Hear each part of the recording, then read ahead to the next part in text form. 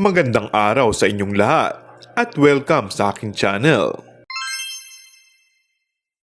Maswerte ang aktor na si Paolo Avellino sa kanyang karera, maging umano sa buhay pag-ibig nito.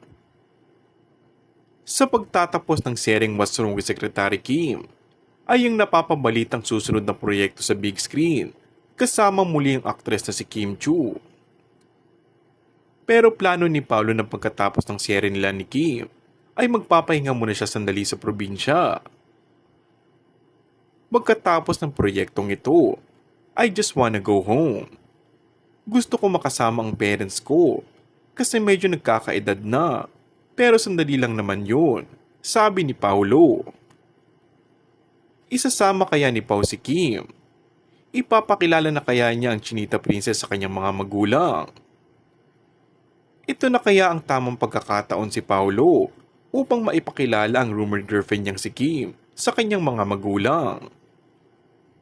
Matatanda ang nabanggit ng aktor noon sa nakaraang panayam sa kanya ng entertainment press na balak niyang ipakilala ang babaeng nililigawan niya sa kanyang pamilya at yun umano ang una niyang gagawin kung sakali.